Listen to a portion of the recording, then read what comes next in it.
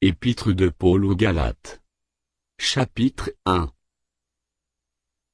Paul, apôtre, non de la part des hommes, ni par un homme, mais par Jésus-Christ et Dieu le Père, qui l'a ressuscité des morts, et tous les frères qui sont avec moi, aux églises de la Galatie. Que la grâce et la paix vous soient données de la part de Dieu le Père, et de notre Seigneur Jésus-Christ, qui s'est donné lui-même pour nos péchés, afin de nous arracher du présent siècle mauvais, selon la volonté de notre Dieu et Père, à qui soit la gloire au siècle des siècles. Amen. Je m'étonne que vous vous détourniez si promptement de celui qui vous a appelé par la grâce de Christ, pour passer à un autre évangile.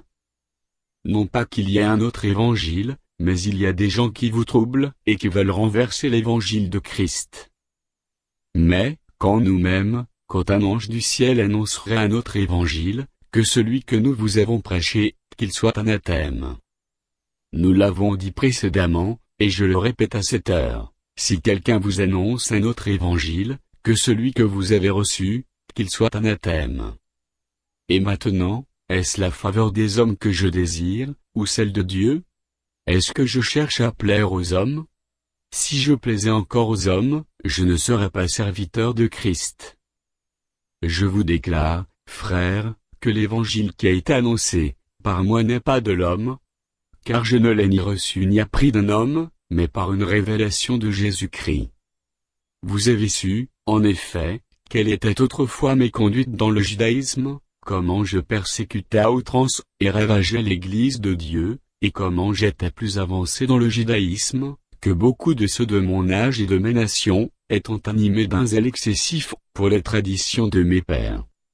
Mais, lorsqu'il plut à celui qui m'avait mis à part dès le sein de ma mère, et qui m'a appelé par sa grâce, de révéler en moi son Fils, afin que je l'annonçasse parmi les païens, aussitôt, je ne consultais ni la chair ni le sang, et je ne montais point à Jérusalem, vers ceux qui furent apôtres avant moi, mais je partis pour l'Arabie.